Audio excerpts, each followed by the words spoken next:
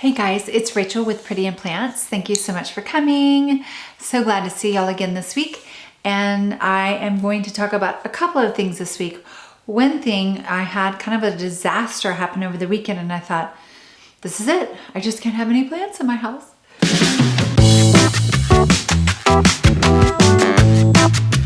So I decided to keep my plants, but I will tell you, it's rather frightening, so you may not want to allow your children to watch or your parents. So the first thing that happened this weekend was the cat climbed the ficus tree, and when he did that, or he tried to scramble up it, and when he climbed up the ficus tree, he knocked over this plant. Now this plant is looking a little sad.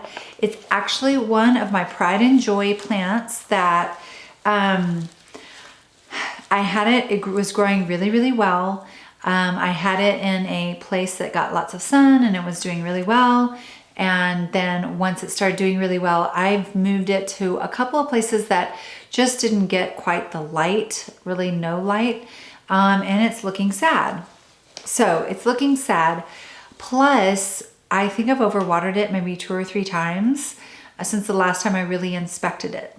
So it's been overwatered. So when you overwater, you will have rotten roots inside. What happened? So this plant fell over when the cat knocked it over. My daughter was responsible because she chased him up the tree to clean it up. And when she was cleaning up the rocks, she found roaches inside the LECA. She found 3 little baby roaches. Now, a little precursor, we've had a roach issue and we are doing everything we can. The good thing about Texas, Florida, some of these lower states, Mexico, is you have this amazing humidity, amazing like sun most of the year. The bad thing about that is you have insects. You have different insects than you may have in like Wisconsin. So if it's really, really dry, we have a horrible scorpion problem. If it's really, really wet, we have a horrible roach problem.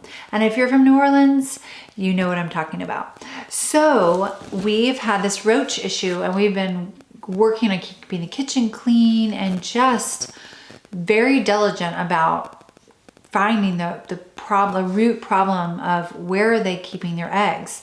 So when this fell over and there was 2 or 3 little baby roaches in the wet LECA, the LECA was really wet on the top.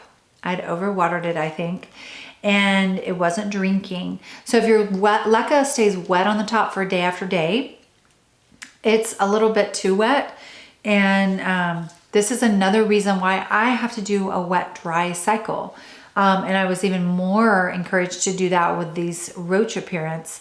So I think they were just living. I don't know. It made me so crazy. I took gloves and I went through a lot of my other plants and there were no roaches. So this particular plant, but when I took it over to the sink and started to wash it, I could smell the rot. So I have a feeling all of that root rot that I had ignored for 4 to 6 months inside of these pebbles was finally just attracting roaches. So I cleaned out the root rot very, very thoroughly. It had a pretty nice root system left, but there was a lot of root rot. Boiled those pebbles, put in new pebbles, refused to water it for the first day. Now it's been 1 day, so I'm gonna go ahead and water it in front of y'all. I did treat the roots with hydrogen peroxide. I don't know if there's eggs, I didn't know. Then I added a couple of tablespoons of water to a gallon, or tablespoons of H2O2 to a gallon of water, and a tablespoon of Epsom salt just because this has been a stressful experience for all of us. The plant, me, the roaches, we've all experienced a little stress. And so I thought the magnesium from the Epsom salt would help just give this plant a little boost. It's a perfect place for it as a decoration, but this place just doesn't have very much sunlight or light. So I either need to put a plant light kind of shining on it. I would love that. Or I need to give it more sunshine. And I really guess I'll probably end up doing a plant light on it because that's where I want this plant to be. Now the second plant I want to talk about, I noticed this morning was in this, not roaches, but the same condition as this plant. And also it's a follow-up. So I don't know if y'all remember, but I got this beautiful Gloriosum. It's been a couple of months now. It has lived through 2 months. Now we have lost a couple of leaves. However, I started getting a little new growth.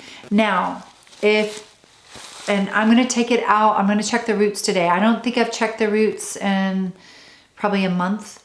But I noticed today that the pebbles were wet and glossy. If your pebbles are wet and glossy on a plant that you are fastidiously trying to protect and keep and get it to grow, and you're so nervous it's gonna die, I feel like the leca's too wet. If the leca is wet and glossy, it should only stay that way for like 1 or 2 days. And then the plant should be drinking. And I think what happened was when I saw the new growth, I'm like, oh, you need lots of water. And so I dumped water on top. But when I pulled it out of its cache pot, all the water was still in there. So it kind of alerted me to the fact that probably this plant still, after 2 months, even with new growth, it's starting to become winter time. And right now I have this one outside on the balcony in a very humid environment, with a little bit of filtered sun. So it's perfect conditions, but it is getting cooler at night. And so with that coolness, I need less water in the cache pot. So let's go ahead and check this one. And we're going to go ahead and check the roots on this one.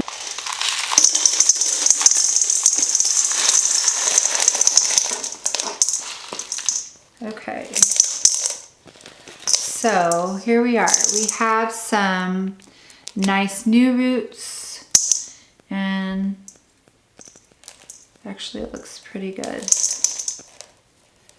Okay, just gonna peel the back off because I feel like that's kind of like gross and rotten. Let's see this. That looks kind of rotten. I don't know what that is, if that's part of the new growth and then it rotted, maybe. I just felt like all of a sudden I was like, oh, it's too much. See that love that nice big root coming out. These like to grow sideways. And so I need at some point to give it a sideways pot. Pretty happy with these roots. I don't want to pull too hard on anything, like, yeah, I feel like there's a little bit of rot up here.